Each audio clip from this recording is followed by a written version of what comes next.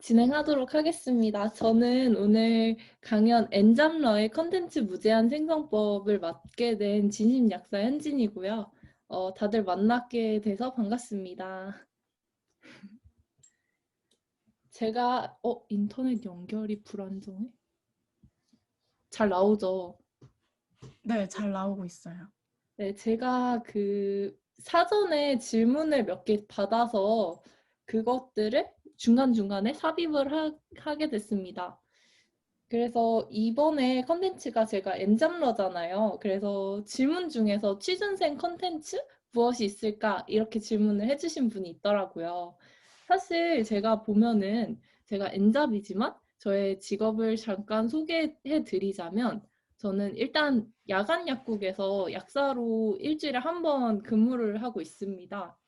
그렇고 이제 대학원 과정에 석사 과정 막학기라서 오늘 하드커버를 제작을 했습니다. 그래가지고 이제 다음 주쯤에 완전히 이제 도비는 자유를 얻게 되는데요.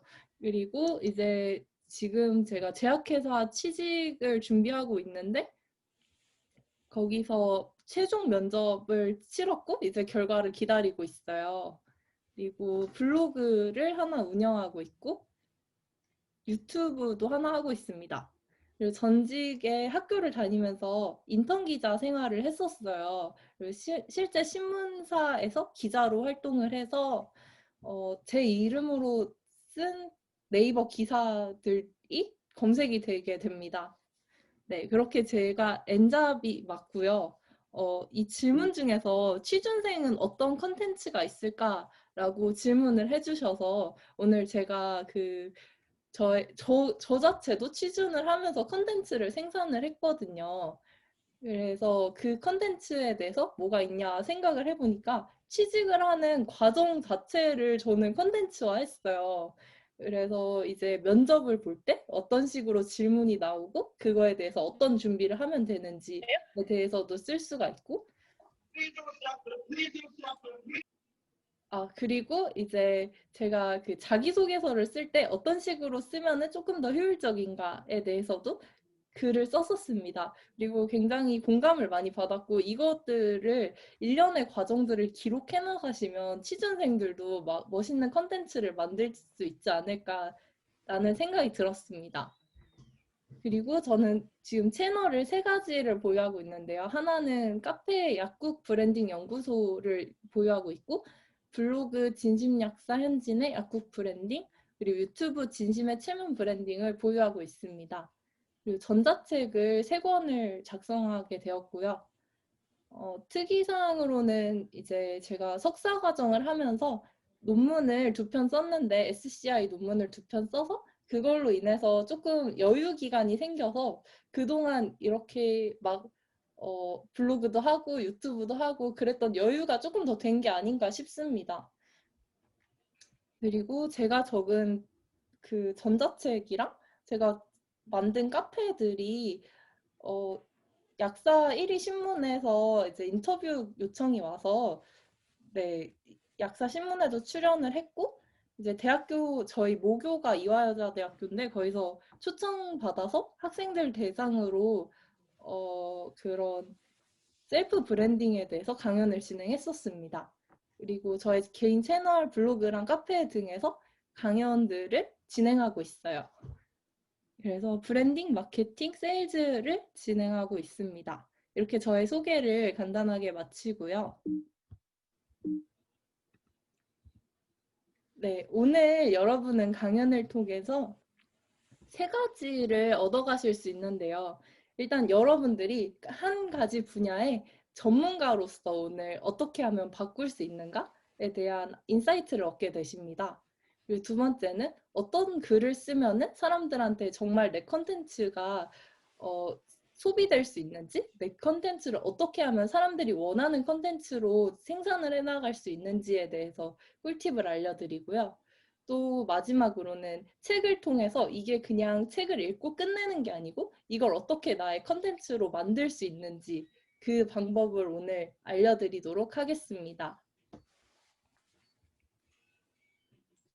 그래서 오늘 목차는요, 세 가지를 알려드리는데요. 첫 번째는 컨텐츠를 왜 만들어야 되는지에 대해서 우리가 한번 이야기를 해보고, 두 번째는 컨텐츠를 무제한으로 생성하는 강연이잖아요. 오늘의 메인 주제입니다. 컨텐츠 무제한 생성법. 그리고 세 번째는 이렇게 내가 만든 컨텐츠가 한 번 만들고 그냥 사라지기엔 너무 아까울 때가 생겨요. 그렇다 보면 이제 하나의 소스를 어떻게 여러 번 이렇게 울거 먹을 수 있는지 그 방법에 대해서 알려드리도록 하겠습니다. 네, 일단 컨텐츠를 만들어야 된다고 제가 말씀을 드리는데, 일단 가장 중요한 건 컨텐츠가 무엇인지를 우리가 먼저 알아야 되는 게 아니겠습니까? 일단 컨텐츠가 뭘까요? 일단 그러면은 뭔가 아이디어가 있으세요? 컨텐츠가 뭘까? 나만의 컨텐츠를 만들어야 된다는데, 나만의 컨텐츠가 지금 확실하게 있는 사람보다는 이제 뭔가 조금 애매하다라고 느껴지실 수 있잖아요. 그 컨텐츠는 뭔가 하면은 일단 두 가지 정도로 생각을 하시면 좋아요. 일단 내가 좋아하는 거 혹은 내가 잘하는 거. 이 둘 중에 하나를 나의 메인 컨텐츠로 잡고 시작하시면은 굉장히 유익합니다. 그리고 내가 지치지 않고 오래오래 달릴 수 있게 됩니다. 그리고 컨텐츠라 하면 또 이제 생각을 해보시면 글로 적을 수 있는 모든 것들이 다 컨텐츠가 될 수가 있어요. 예를 들어서 제가 오늘 강연을 하고 있는데 이 강연을 준비하기까지의 과정조차도 컨텐츠가 될 수 있고, 제가 오늘 학교에 가서 논문을 맡기고 왔는데 그 학교를 가는 과정을 제가 적을 수 있다면 어떤 식으로 내가 빨리 갈 수 있다? 어떤 식으로 돌아갈 수 있다? 뭐 예를 들어 거기 가는데 최단 경로는 이렇고 뭐 그 과정에서 어떤 밥을 먹었고 어떤 것을 보았으며 이런 것들을 다 적으면 하나하나 컨텐츠가 될 수가 있는 거죠. 근데 아까 제가 말씀드렸던 그런 나만의 컨텐츠라는 거는 내가 정말 잘하거나 내가 좋아하는 것, 내가 좋아하는 거라면은 내가 끊임없이 생산을 할 수 있기 때문에 괜찮고, 이제 내가 잘하는 것 하면은 사람들이 아, 전문가라는 단어에 일단 주춤하게 됩니다. 왜냐면은 내가 뭐에 대해서 잘하지? 라는 거를 생각해 보면은 갑자기 너무 어렵게 느껴져요. 내가 뭐 잘하는 게 하나도 없는 것 같고. 하지만 이럴 때마다 생각해야 되는 그런 멘트? 제가 항상 생각했던 그런 멘트가 있는데요.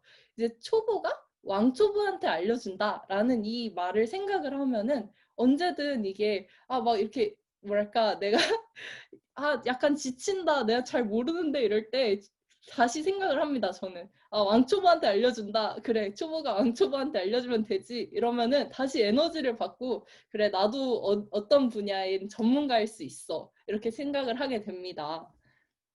그렇기 때문에 이제 컨텐츠에 대해서 두려워할 필요가 없는 거죠. 예를 들어서 제가 학교를 다닐 때 제가 솔직히 말씀을 드리면 공부를 그렇게 잘하는 편은 아니었습니다. 약대 다닐 때. 그랬는데요. 이제 제가 모르는 거를 교수님한테 여쭤볼 수가 없었어요. 왜냐하면은 교수님은 너무 아시는 분야가 너무 고 지식이다 보니까 제가 모르는 거는 너무 기초이기 때문에 교수님한테 제가 모르는 걸 설명하기가 굉장히 어렵습니다. 그때마다 가장 도움이 됐던 건 옆자리에 앉았던 친구였어요. 저랑 비슷하거나 저보다 조금 더 많이 아는 친구. 이렇게 생각해보면 그 친구는 저한테 엄청 도움이 되는 전문가인 거죠. 근데 저 자체도 다른 사람들한테 그렇게 도움이 되는 분야가 있을 거예요. 그렇다 보면 전문가에 대해서 그렇게 쫄지 않으셔도 된다고 말씀을 드리고 싶습니다. 네. 그리고 이제 블로그를 통해서 어쨌건, 맞다. 어떡하지? 잠시만요. 제가 그 링크를 전달해 드리기로 했는데 까먹었어. 어떡하지?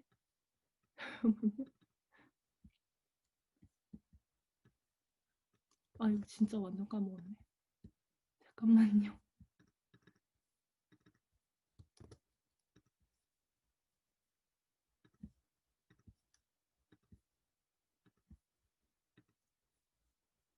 네, 죄송합니다. 제가 뭐 중간에 뭔가를 전달드리기로 했는데 이 방 링크를 그걸 까먹어가지고.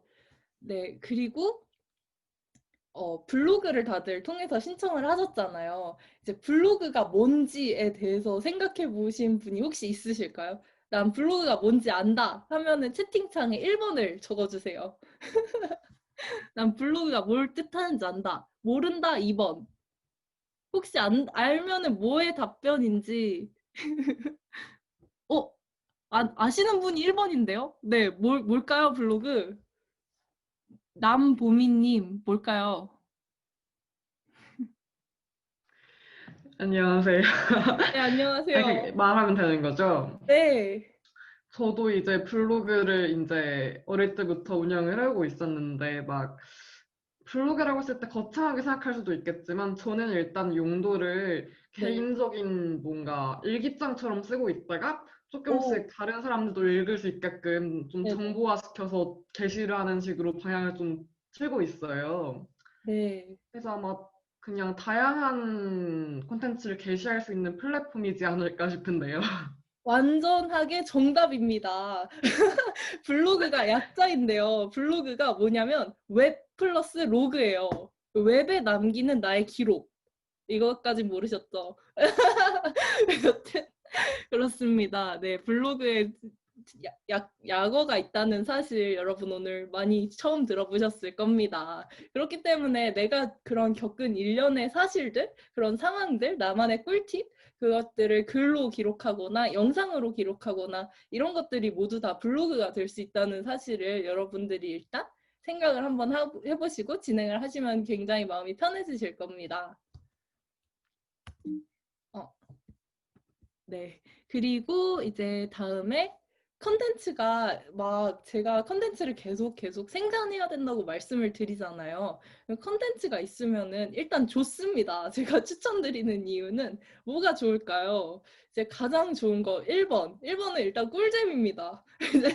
이제 블로그를 하고 나면은 이 지루했던 일상들이 이제 꿀잼으로 바뀌어요. 그래서 진짜 이게 하루하루 약간 제가 이 블로그를 시작한 거 자체도 너무 일상이 너무 반복적이고 내가 뭔가 끌려다니는 것 같고 아침이라서 학교 일어나서 가지 학교 가가지고 이제 제가 원래 식단을 했습니다. 그래가지고 가가지고 닭가슴살을 2번 먹으면 집에 와야 되는 거예요. 그리고 어느 날은 집에 오면서 그래 오늘 학교 가서 닭가슴살 2번 먹었으니까 집에 간다 이렇게 되는 겁니다. 그래서 이게 조금 더 생산적일 수 있지 않을까라고 생각을 하다 보니까 그런 짜투리 시간들에 이제 글도 쓰고 블로그로 통해서 피드백도 하고 이제 내가 블로그에 글을 쓰면은 그 다음에 또 어떤 생각이 뭐랄까 조금 더 발전을 하게 됩니다. 예를 들어서 내가 문제의식에 대해서 글을 적었다고 칩시다. 그럼 내가 문제의식에 대해서 적잖아요. 그럼 이 문제의식을 해결할 수 있는 방법은 뭐가 있을까에 대해서 고민을 하게 됩니다. 그럼 이 고민에 대해서 글을 쓰면 이제 사람들이 좋은 인사이트를 얻었습니다. 저는 이런 의견이 있습니다. 혹은 가끔씩은 저는 이런 부분에선 이거에 공감하지 않습니다라고 달아주시는 분들도 계세요. 그럼 그 말을 보면은 그러면 또 어떤 생각이 또 내가 보지 못했던 생각이 있구나라는 생각이 들고 그거에 대해서 또 찾아서 글을 쓰다 보면은 이게 삶이 조금 더 생산적이고 제가 블로그를 하는 걸 굉장히 추천을 많이 드렸는데요. 제가 약사지 않습니까? 그래서 저를 따라서 약국 블로그를 하신 분이 있는데 그분께서는 이제 새로 공부하는 것들을 적은 다음에 이거를 그 다음날 약국에 가시면 실제로 자기가 더 생각이 나니까 더 써먹으신대요. 그러다 보니까 이게 뭔가 지루했던 삶이 뭔가 생산적이고 뭔가 매일매일이 기대가 된다고 하는 것 아니겠습니까? 이렇게 일단 일상이 즐겁다. 1번 꿀팁이 있습니다. 2번 좋은 점은 이제 자기 개발이 돼요. 사실 블로그 하면은 글 잘 적어야 되는 거 아닌가 이렇게 생각 많이 하시는데요. 이제 블로그를 하다 보면은 일단 저는 저로 말씀드리자면 맨 처음에 맛집 블로그였습니다.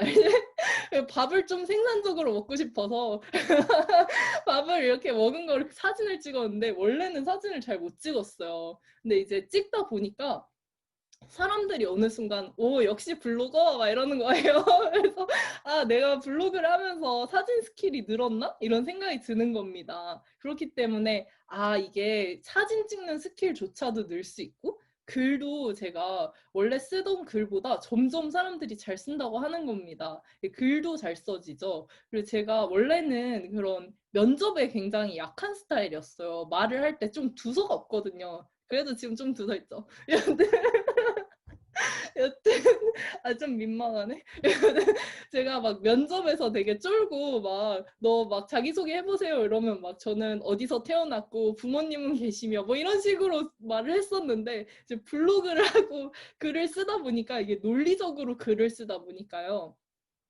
이 글을 말로 하게 되니까 이게 사람들이 저한테 제가 그런 술집에 가서 술을 마시면서 이제 막 이런 인생에 대한 이야기를 하지 않습니까? 인생에 대해서 이야기를 하는데 강연해도 되겠다 이러는 거예요. 그래서 내가 강연할 정도인가? 하고 저는 사실 강연을 열긴 했는데 그 다음에 여튼 자기 개발이 됩니다. 저는 글쓰기도 늘었고 그런 말하기 자체도 늘었습니다. 그리고 말을 하기를 늘으니까 이게 논리적으로 생각할 수도 있게 되고 뭔가 자기 개발적인 측면에서 저는 아주 컨텐츠를 추천드리는 바입니다. 그래서 컨텐츠들도 이제 내가 잘하고 싶은 걸로 정하면은 그 분야를 실제로 잘하게 돼요. 저는 제가 이런 약국 브랜딩 디렉터가 될 줄은 정말 몰랐습니다. 하지만 적어놨죠. 약국 브랜딩 디렉터가 되겠다. 하다 보니까 글도 쓰게 되고 찾게 되고 그러다 보니까 실제로 그렇게 돼버린 게 아니겠습니까? 그래서 정말 신기한 것 같습니다. 그래서 여러분들도 컨텐츠를 생산하셔서 이런 기적 같은 일들을 맛보셨으면 좋겠고요. 그리고 이제 자존감이 높아집니다. 근데 저는 맨 처음에는 저의 삶을 풍요롭게 하려고 블로그를 시작을 했었어요. 근데 이게 하다 보니까 나와 같은 고민을 하는 사람들을 생각하게 돼요. 왜냐하면 나의 컨텐츠를 팔려면 내 주변에 있는 사람들이 어떤 고민을 할지, 이 사람들이 검색어를 뭘 칠지를 고민하게 되거든요. 그게 키워드를 잡아야 하니까. 그럼 그 사람들이 있는 고민들을 생각하게 되고 그 고민을 같이 고민하다 보니까 저는 약간의 그런 뭐랄까 사명감 같은 게 생기는 겁니다. 그 사람들의 고민을 나도 해결을 해주고 싶다는 생각이 들고요. 이 사명감이 들으니까 삶이 윤택해지고 이게 진짜 선순환이 되는 거 아니겠습니까? 이렇게 좋다고 설파를 한번 해봅니다. 그다음 컨텐츠로 넘어가도록 하겠습니다. 네, 여기서 질문 타임이 나왔습니다. 댓글 질문 중에서 SNS 개인 채널 여러 주제 중에서 어떤 걸 할까? 이거에 대한 정답을 제가 이 다음 슬라이드에서 드릴 수 있는데요. 저의 그 블로그 명칭은 진심약사의 약국 브랜딩인데 현재 맨 처음에 블로그를 했을 때는 이름이 원래는 진심약사의 이약저약이었어요. 이약저약 다 다뤄볼까? 제가 이대약대라서 이대약대랑 이렇게 해가지고 하는데 약이야기보다 약간 먹방 얘기가 더 많고 막 너무 산만해서 이거 제목을 다시 잡아야겠다라고 생각이 들었습니다. 그렇기 때문에 생각한 제목이 진심약사 현진의 드림 캔버스. 제가 하고 싶은 걸 블로그에서 다 하겠다 이런 의미였어요. 근데 정말 드림 캔버스였습니다. 제가 하고 싶은 주제가 너무 많았던 거예요. 그래서 1번 제가 정말 추리려고 이게 그러니까 잡다하게 맨 처음엔 저도 이게 여러 주제를 하고 싶었어요. 너무 여러 주제를 하고 싶었죠. 저는 먹방으로도 성공을 하고 싶었고 그런 셀럽도 되고 싶었고요. 그리고 이제 약사니까 약 이야기도 한번 써보고 싶었고 이제 화장품도 제가 채널을 런칭하고 싶었어요. 화장품 브랜드를 만들면 정말 좋겠다. 화장품도 막 제가 몇 개는 없지만 있는 거 막 찾아가지고 쓰고 막 그랬거든요. 선크림 꿀팁 막 이런 거 쓰고 그리고 글도 되게 잘 쓰고 싶었습니다. 그리고 밥도 막 맛있는 그런 밥집 먹으면서 협찬도 다 받고 싶었거든요. 막 피부 협찬도 막 받고 싶었어요. 그래서 이 모든 주제를 다 썼더니 정말 드림 캔버스였던 겁니다. 저의 꿈을 다 그리는 것들. 근데 이게 즐겁긴 한데 뭔가 한 주제에서 내가 전문가가 될 수 있는가? 내가 더 나아가려면은 한 주제를 먼저 선택하는 게 너무 좋겠다라는 생각이 들었어요. 그렇기 때문에 저는 그 중에서도 그때 정말 드림 캔버스에서 세 개를 추린 게 화장품이랑 그런 블로그 키우는 법 그거랑 이제 뭐였지? 야기야기 이렇게 세 개를 쓰려고 했는데 그 중에서도 하다 보니까 이 모든 것들이 브랜딩이 아닌가 싶어서 브랜딩에 대한 것들, 그러니까 내가 느꼈던 이 기쁨을 다른 사람들한테 알려주고 싶었어요. 근데 모든 사람들한테 알려주기에는 그런 채널에 비하면 제가 약간 그렇게 한 번에 알려줄 수는 없으니까 타겟팅을 한 거죠. 약사님들한테 이제 지루한 그런 나는 일상이 너무 지루하다 이런 얘기를 좀 들었을 때 그러면 나도 삶이 이렇게 풍족해졌으니까 이걸 알려드리면 얼마나 좋을까라는 생각이 들었습니다. 그렇기 때문에 약국 브랜딩을 제가 도입을 했고요. 이게 어떻게 보니까 약간 그런 보랏빛 소라고 하나요? 그런 이야기가 있거든요. 소들이 다 이렇게 하얀 소들 중에서 보랏빛 소가 하나 딱 있습니다. 그럼 딱 눈에 띄죠. 이렇게 제가 한 것들이 타겟팅이 되면서 급성장을 할 수 있게 됐습니다. 그렇기 때문에 이 고민을 주신 분께서는 약간 내가 하고 싶은 게 정말 많더라도 그 중에서 내가 정말 관심 있는 거, 정말 재밌을 거, 내가 가장 하고 싶은 걸 먼저 잡으시고 그 다음에 다음 걸로 나아가시기를 추천을 드립니다.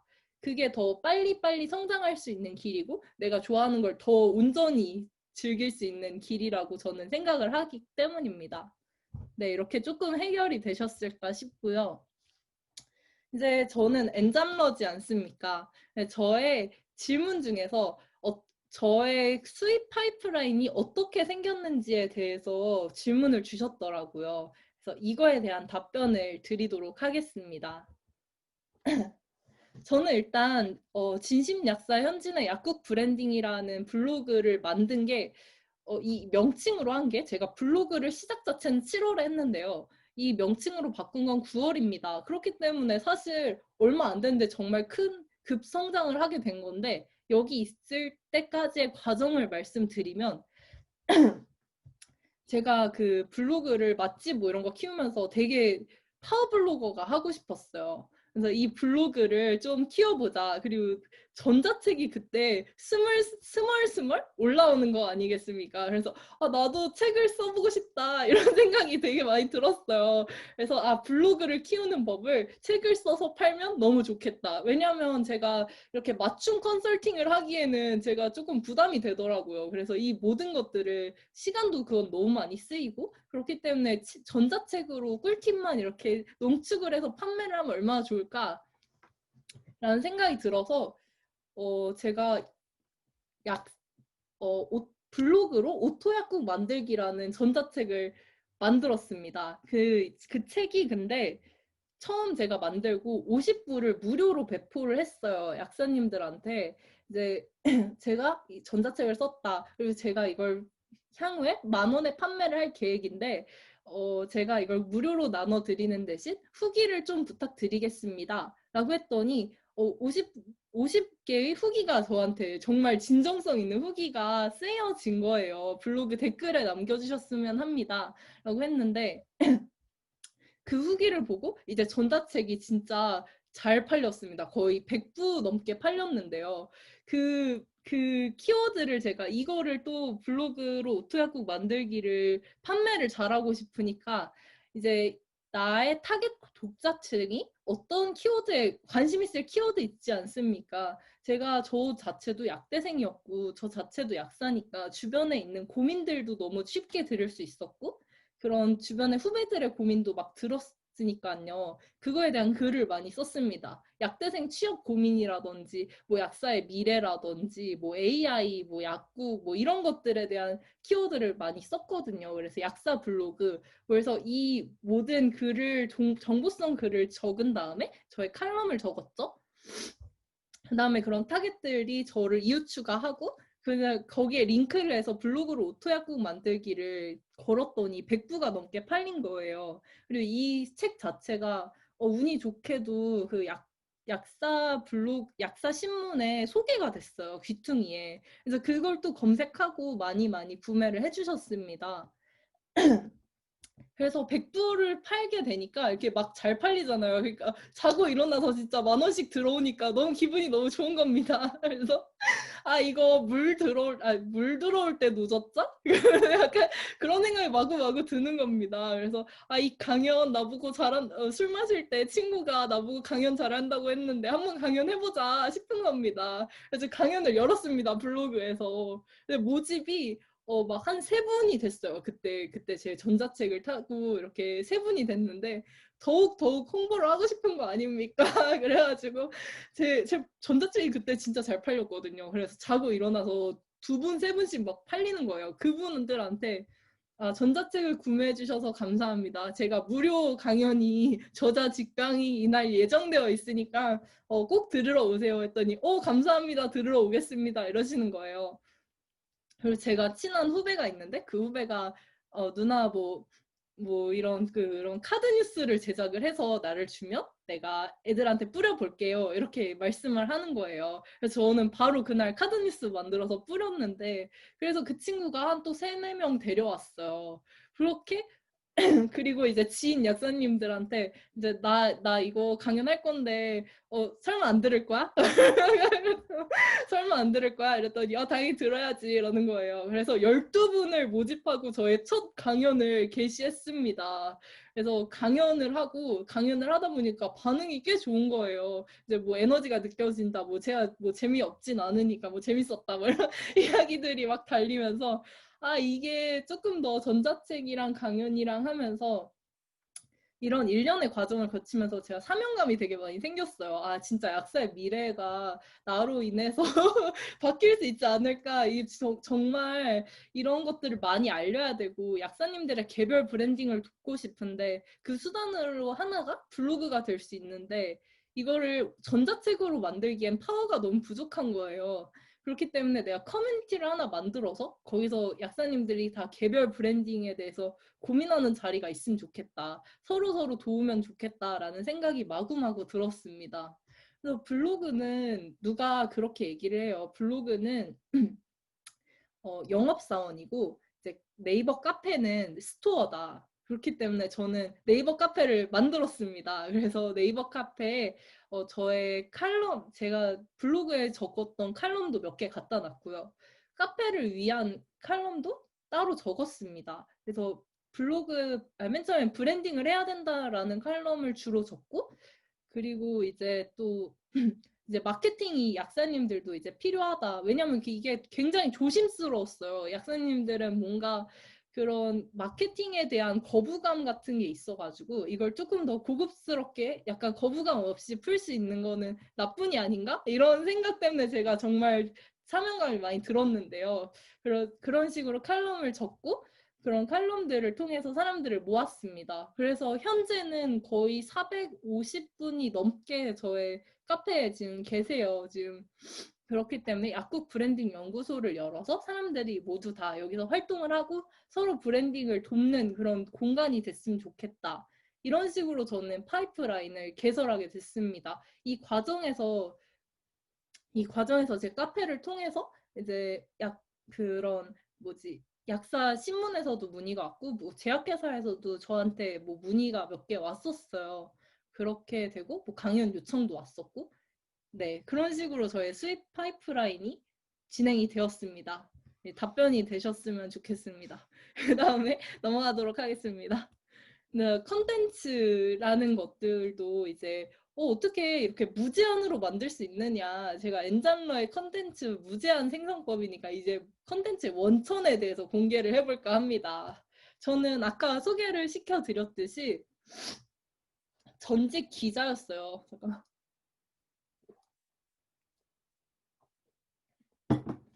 저는 실제로 약대를 다니면서 1년 조금 넘게 인턴 기자 생활을 했는데요. 헬스 경영이라는 신문사에서 제가 실제로 기사를 썼었습니다. 근데 거기서 사수님이랑 국장님이랑 항상 저한테 현진아 뉴스를 써야 돼. 뉴스의 뜻이 뭔지 아니? 막 이러시는 거예요. 그래서 뉴스요? 그랬더니 뉴스란 새로운 걸 쓰는 거야 이러는 거예요. 근데 그 얘기를 들으니까 제가 원래 진짜 쓰고 싶은 게 너무 많았는데 새로운 거?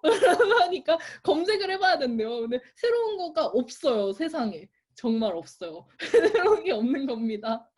모든 질병들이 다 밝혀진 건 밝혀졌고 아닌 건 제가 논문을 찾아서 기사를 쓸 수는 없잖아요. 그렇기 때문에 뉴스 너무 어렵다라고 생각이 들었는데 아마 컨텐츠에 대해서 어렵다고 느끼시는 분들은 대부분 다 뉴스에 대해서 이런 저와 같은 그런 걱정을 하고 계신 것 같아요. 근데 이 뉴스라는 게 같은 사실조차도 이제 재생산을 하게 되면은 나의 언어로 내가 생각하는 바를 녹이게 되면 새로운 게 되는 거더라고요. 네, 그거를 알고 저는 새로운 거 만드는 거 쉽네? 라고 생각이 오히려 들었습니다. 그래서 브랜딩을 하려면 나만의 개인 철학이 있어야 돼요. 그렇기 때문에 추천드리는 바는 블로그를 운영을 하시면 모두 다 맨 처음에 어떤 정보성 컨텐츠를 쓰지? 라는 고민을 먼저 하시는데 그것보다는 내가 이 블로그를 만들게 됐을 때 이 블로그에서 뭘 다루게 될 것이며 내가 생각하는 그런 기본 철학들, 자기소개 그것들을 먼저 작성하시는 게 정말 큰 도움이 됩니다. 그래서 내가 말하고자 하는 바에 대한 그런 확고한 철학이 있어야 된다고 봐요. 브랜딩이 성공을 하려면요. 그리고 책 중에 저거 있지 않습니까? 지적인 대화를 위한 넓고 얕은 지식. 그래서 제가 저거를 멋 모를 땐 사서 봤었어요. 저도 이렇게 지적인 대화를 하기 위해서 넓고 얕은 지식이 너무 갖고 싶은 거 아닙니까? 근데 이게 하다 보니까 이게 브랜딩에는 독이구나 이런 생각이 드는 겁니다. 이제 지적인 대화를 위해서 넓고 얕은 지식보다는 브랜딩을 위해서라면 내가 원하는 분야의 도서를 10권, 적어도 10권은 읽어야지 이게 점점 인사이트가 생기고 그 말하는 도서들이 어느 순간 10권 넘어가서 읽게 되면 이게 말하는 게 다 겹치는구나. 겹치는 부분이 다 있어요. 자기들이 참고 도서를 이렇게 잘 나가는 걸 다 읽고 쓰는 게 아니겠습니까? 그렇기 때문에 그 안에 있는 내용에 대해서 조금 알게 된다고나 할까요? 그래서 저는 힘을 들이지 않고 그런 대가들의 컨텐츠를 알 수 있게 되는 거죠. 그리고 거기서 얻은 지식을 그냥 있는 게 아니고 제가 예를 들어 마케팅 도서에 관심이 많아서 마케팅을 20권, 30권 넘게 읽었는데요. 그 도서는 이렇게 넓게 쓴 거잖아요. 마케팅의 그런 기본 사실에 대해서 썼잖아요. 이거를 그냥 두지 마시고 이것을 내 삶에 적용을 해가지고 이 사람들은 이런 뭐 예를 들어서 붕어빵 장사에 대해서 그런 예시를 썼다면 내가 느끼는 뭐 다른 예시가 있을 거 아닙니까? 저는 약국의 현실에 적용을 해서 약사님들이 이런 상황을 맞닥뜨렸다. 그때 이런 것을 적용한다면 이런 식으로 결과가 날 수 있다. 그리고 실제로 상황에서 자기가 마케팅에 대해서 행동을 하고도 모르시는 분들이 정말 정말 많더라고요. 그걸 제가 다시 재해석해서 칼럼을 썼습니다. 그러다 보니까 컨텐츠가 생기게 되는 거죠.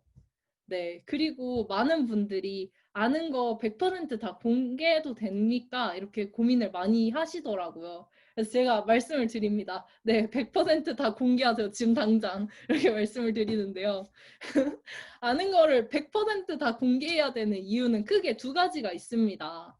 첫 번째는 내가 아는 것을 100% 공개를 한다는 것은 나도 성장을 할 수가 있어요. 이게 왜 사람들이 이걸 불안해할까라는 생각을 해보시면요. 내 컨텐츠가 동날까봐 고민을 정말 정말 많이 하세요.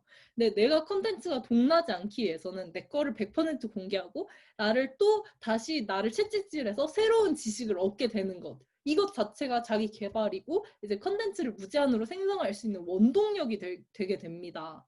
그게 1번이고요. 2번은 이제 내가 칼럼을 정말 정말 아는 걸 다 많이 쓰잖아요. 그러면 이걸 다 읽고 다 알게 되는 사람은 사실 정말 극소수에 불과합니다. 나의 찐팬. 진짜 내가 아는 걸 다 쓴다고 내가 적는 글을 다 보는 사람을 일단 적고요. 이거를 다 알게 된다면 그 사람은 일단 그 인사이트에서 뭔가를 배웠을 거 아니에요. 그러면서 나를 되게 닮고 싶은 사람으로 생각을 하고 나를 그 사람은 더 이상 적이 아니에요. 그 사람은 나를 동료로 생각하고 나와 같이 성장을 할 사람인 거죠. 그 사람은. 그렇기 때문에 네, 100% 공개를 하셔도 정말 정말 두려워하실 게 하나도 없다고 말씀을 드리고 싶습니다. 네. 그리고 어떻게 이런 질문을 주셨어요. 근데 뭐 엔잡러로서 어떻게 시간 분배를 하시나요? 이렇게 말씀을 주셨는데요. 사실 저는 엔잡러가 되면서 막 시간이 너무 부족하다 이렇게 느낀 순간이 별로 없어요. 왜냐면은 이게 시간 분배라는 게 제가 생각보다 여러분들도 그러잖아요. 나는 100% 시간 활용을 다 하고 있다라고 생각하시는 분은 많지 않을걸요. 생각보다 많은 시간들이 낭비되고 있고요. 그런 시간들을 굉장히 유용하게 일단 바꿔주고, 일단 저 같은 경우에는 제가 취준을 하면서 이제 제가 막 혼자 시뮬레이션을 해요. 저는 이제 내가 나중에 취준을 한다면 나의 발목을 잡는 것은 영어 발음일 것이다 이런 생각을 정말 많이 했는데요. 그렇기 때문에 저는 바로 그 쉐도잉을 시작을 했습니다. 하루에 한 번씩 이렇게 쉐도잉을 하는데 솔직히 말씀드려서 정말 발음이 개선이 많이 됐어요. 근데 이걸 시간을 따로 내기가 엔잡러로서 이렇게 시간을 따로 내는 게 쉽지가 않더라고요. 그렇기 때문에 저는 이제 출퇴근할 때 이제 구간 반복해가지고 마구마구 들었습니다. 이러면서 일단 시간을 아낄 수 있고요. 두 번째는 일단 제가 좋아하는 거를 아까 그렇게 지대 넛야 그거 하지 않고 제가 좋아하는 거를 타겟팅 하잖아요. 그럼 그것만 보기 때문에 그 책을 읽는 속도라든지 그거에 대해서 생각을 정리해서 글을 쓰는 속도가 정말 정말 빨라져요. 그리고 일을 할 때도 중간중간에 이제 지칠 때쯤에 내가 좋아하는 걸 중간에 껴넣잖아요. 그럼 사람이 더 활기가 차집니다. 그리고 이제 자기가 행동을 하면서 자기의 행동 패턴을 알 거예요. 나는 언제 효율이 좋다, 나는. 근데 저 같은 경우는 원래 제가 아침형 인간이었어요. 근데 이게 블로그 글쓰기는 아침에 잘 안 되더라고요. 이거 약간 감성의 영역이라서 그런지 저녁에 잘 되는 겁니다. 그렇기 때문에 약간 패턴이 바뀌었어요. 약간 조금 늦게까지 글을 써도 근데 피곤하지가 않고 되게 재밌고 잘 땐 좀 자죠. 그렇기 때문에 시간 분배를 저 같은 경우에는 이렇게 효율을 나눠가지고 내가 조금 지칠 때쯤에 다른 거 하고 약간 이런 식으로 시간 분배를 알차게 썼습니다. 도움이 되셨길 바랍니다. 네, 그래서 제가 인사이트를 가장 많이 얻는 원천. 그 원천이 독서인데요. 네, 독서입니다. 근데 독서인데 독서라고 해도 이게 같은 독서가 아니다. 제가 씹어먹는 독서 비결에 대해서 알려드리도록 하겠습니다. 많은 분들이 그렇게 말씀 많이 하셔요. 저는 책 읽는데 돈을 안 아껴요. 막 이렇게 말씀을 많이 하시는 겁니다. 책은 돈을 내가 그냥 내는 거야. 내도 얻어가는 거야. 이런 식으로 말씀을 하시는데 전 거기에 완전 반대합니다. 저는 책을 살 때, 이 책의 가격을 정말 명심을 해야 된다고 생각을 하는 편입니다. 내가 이 책을 샀으면은, 내가 15,000원짜리 도서를 샀으면 그 뽕을 뽑아야 된다고 생각을 해요. 그 책에서 얻을 수 있는 인사이트를 완전 다 최대한 흡수하는 게 내가 돈을 버는 방법이라고 생각을 하거든요. 그렇기 때문에 저는 전자책을 샀어도 제가 전자책을 쓰는 방법에 대한 전자책을 샀거든요. 그 전자책이 2만 원이었어요. 근데 2만 원짜리 내고 내가 이거 전자책을 사서 2만 원은 무조건 뽕 뽑는다. 이렇게 전자책을 샀고요. 실제로 뽕을 뽑았습니다. 이렇게 하기 위해서 인사이트를 어떻게 추출해야 되는지에 대해서 알아봐야 되지 않겠습니까? 저는 책을 옛날엔 진짜 이게 읽고 다시 판매할 수 있을 정도로 어렸을 때는 살았어요. 그래서 이렇게 폈다가 이렇게 봤거든요. 근데 그렇게 안 하고 요즘은 이렇게 마구 핀 다음에 거기다 형광펜을 마구마구 칩니다. 그래서 형광펜을 치다가 좋은 인사이트가 있잖아요. 그럼 그 부분에 내가 그 당시에 들었던 생각들을 막 필기를 막 해요. 형광펜으로.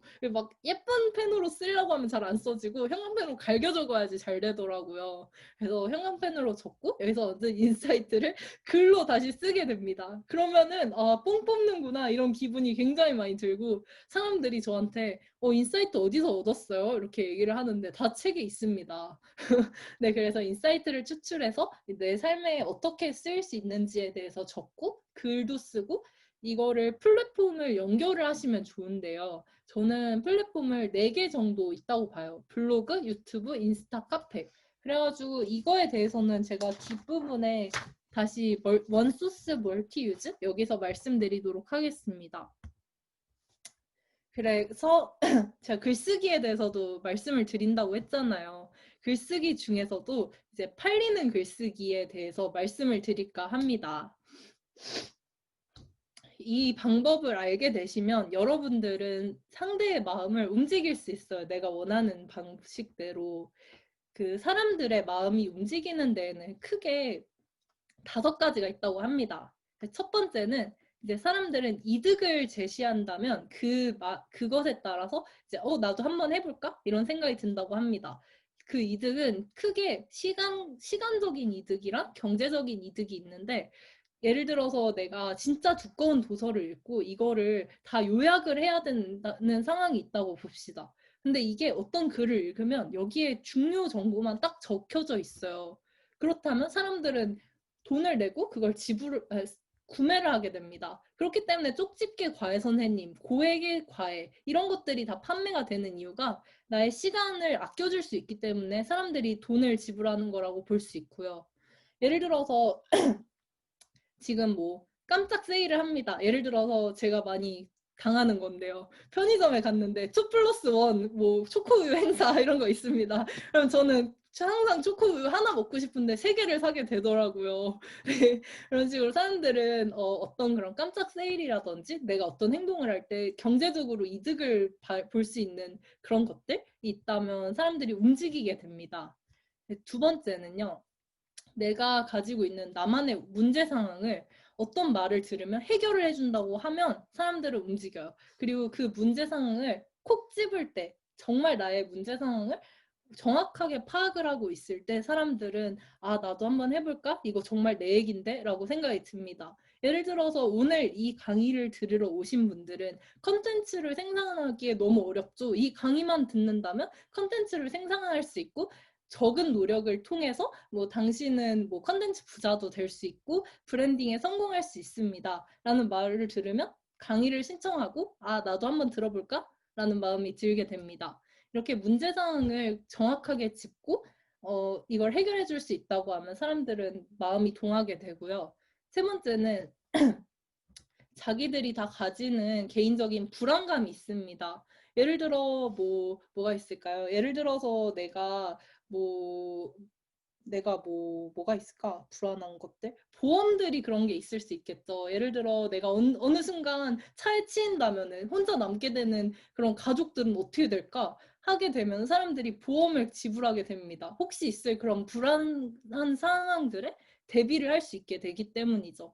그런 불안감을 해소해주는 무언가가 있다면 사람들은 나도 해볼까? 마음 테라피를 한번 받아볼까? 이런 식으로 행동을 하게 되고요.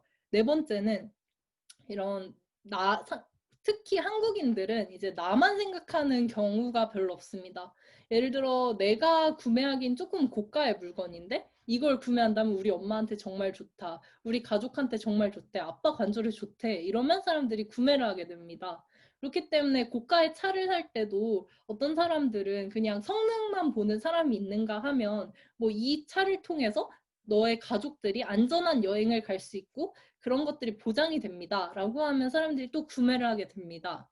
또 마지막으로는요. 이런 자부심을 사람들이 건드리잖아요. 예를 들어 뭐 내가 가방 같은 게 그렇죠. 예를 들어 샤넬 가방이 있다고 합시다. 이 샤넬이 가방 단가로만 보면은 그렇게 비싼 게 아닐 거예요.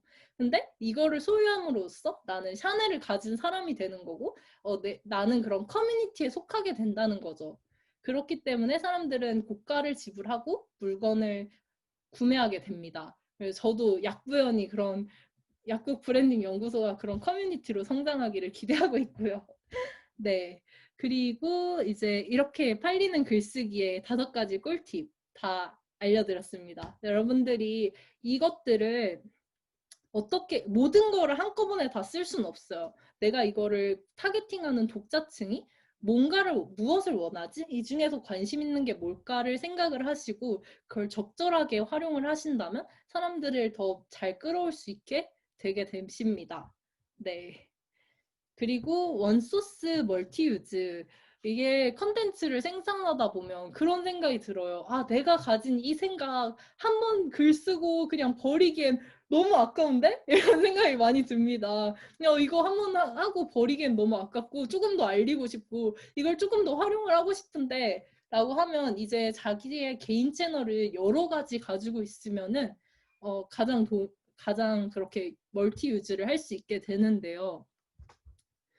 일단 인스타, 블로그, 카페, 유튜브 이 4개 중에서 내가 메인으로 정해야 되는 플랫폼을 설정을 하시는 게 좋습니다. 저 같은 경우는 카페를 메인으로 접었고요. 그리고 이 중에서 내가 자신 있는 플랫폼을 하나 설정을 하시고 여기를 공략하는 방법이 조금씩 다 다릅니다. 간단하게 말씀을 드리면 인스타 같은 경우에는 제가 인스타 마케팅으로 좀 효과를 많이 봤는데요. 저 사실 돈을 막 지불하진 않았거든요. 뭐 6일 동안 광고하는데 3만 원이라고 하니까 그렇게 비싼 가격은 아니지만 저는 일단 독자를 파악했어요. 내가 이걸 타겟팅하는 독자를 파악하는 게 가장 중요하다고 봅니다. 인스타 알고리즘이 생각보다 별게 아니거든요. 일단 저 같은 경우는 저의 지인 중에서 약사님들의 지인을 다 팔로우를 걸었습니다. 저의 프로페셔널 계정을 따로 파서요.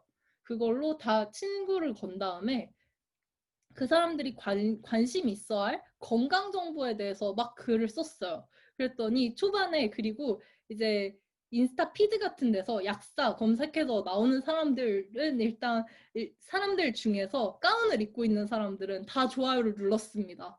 그러다 보니까 사람들이 내 인스타에 들어와가지고 이거 괜찮네? 하면은 팔로우를 초반에 막 하게 돼요. 그러다 보면은 맨 처음에 댓글도 하고 이제 내가 그런 나의 독자층이 관심 있어 할 그런 뭐랄까 정보성 글들을 막 생산하다 보면요. 사람들이 초반에 점점 늘고 이제 나중에는 제가 매일매일 올리지 않아도 막 알아서 팔로우가 느는 현상을 보실 수가 있습니다. 그렇기 때문에 저는 그다음부터 친구 추가를 더 이상은 안 했거든요. 근데도 사람들이 이 알고리즘을 타고 가가지고 독자들이 마구마구 늘게 되는 것을 볼 수 있습니다. 그렇기 때문에 요지는 뭐냐면 내 독자층의 공통점을 파악해서 그것들을 다 좋아요도 누르고 팔로우도 하고 그걸 좀 계산적으로 하셔야 돼요. 그러면 인스타를 굉장히 빨리 성장시킬 수 있습니다.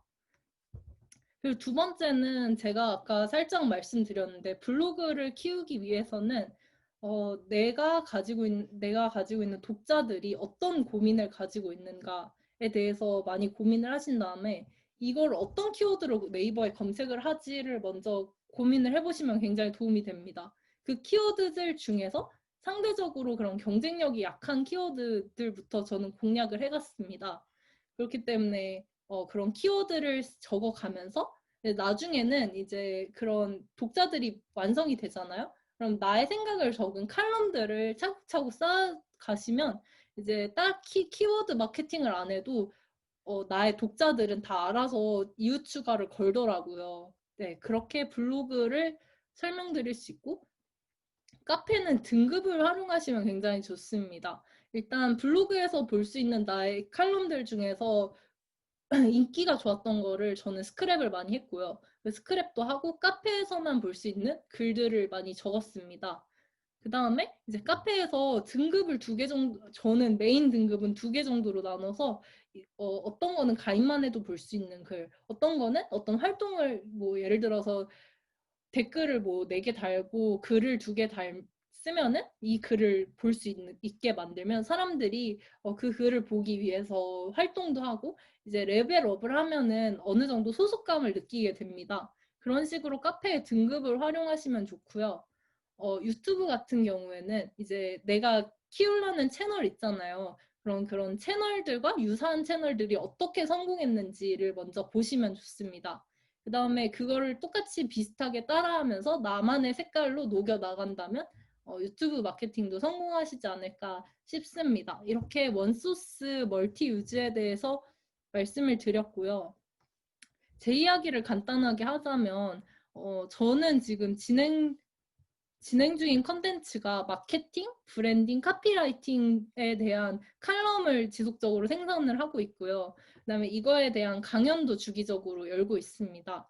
그리고 제가 가지고 있는 카페가 이런 브랜딩을 돕는 상생의 커뮤니티로서 성장해 나가기를 바라는 마음에서 다른 약사님 연사들을 초청해서 주기적으로 강연을 열어볼까 하고 있어요. 그래서 그 강연은 내일 열리고 그 네이밍은 월간 리딩팜으로 정했습니다. 네, 그렇게 진행 중인 컨텐츠가 있고요. 이제 컨텐츠를 진행하다 보면은 내가 어느 정도 위치에 왔지? 내 컨텐츠가 잘 흘러가고 있는 건가? 라는 생각이 드실 때가 있습니다. 그럴 때 컨텐츠 진행 사항을 감별하는 팁을 살짝 드리자면요. 이제 하다가 조금 지루해지거나 약간 뭔가 루즈해질 때가 있어요. 그때 이런 뭐랄까 소담님처럼 이렇게 강연을 한번 이렇게 모집을 해보신다든지 이렇게 한번 해보세요. 이제 전자책을 써서 한번 판매를 해본다든지 이럴 때 이게 구독자들이라든지 모집이 좀 이렇게 상대적으로 수월하면은 내가 그래도 이런 이 분야에는 어느 정도 전문가로서 이렇게 브랜딩이 됐구나. 라는 그런 진행 사항을 감별해 나가실 수 있습니다. 네, 그렇게 컨텐츠 진행 사항을 감별할 수 있고요. 이제 저는 개인적으로 계획 중인 게 제가 아까 저도 취준생이었지 않습니까? 이 취준생을 하다 보니까 이 자소서 쓰는 것들, 첨삭 같은 것들을 진행하면 너무 재밌겠더라고요. 그래서 자소서라든지 면접도 꿀팁이 면접을 직접 진행해 보니까 꿀팁이 막 몇 개 있더라고요. 그래가지고 그거에 대한 컨텐츠를 좀 진행하고 싶고 이제 이후에는 라이프 코칭을 어떻게 하면 조금 더 생산적으로 할 수 있는지, 어떻게 하면 나만의 컨텐츠를 발견할 수 있는지, 브랜딩을 할 수 있는지, 뭐 그런 거에 대한 라이프 코칭 서비스를 계획 중에 있습니다. 네, 그렇게 오늘 강연이 저에 대한 소개와 마쳤고요. 여러분들 리뷰 쓰기로 하고 저의 강연을 이렇게 들으러 와주신 고마운 분들 아닙니까? 그래서 리뷰 가이드를 간단하게 드리자면 저한테 일단 서로 이웃 신청을 해서 친해지고요. 두 번째는 일단 진심약사 현진이 들어간 후기를 작성해 주세요. 그리고 풀리지 않는 컨텐츠 고민이 있다면 이메일로 문의해 주시면은 제가 무료로 컨설팅을 진행해 드리도록 하겠습니다. 네. 이렇게 오늘 강연을 마치고요. 들어주셔서 감사합니다. 네.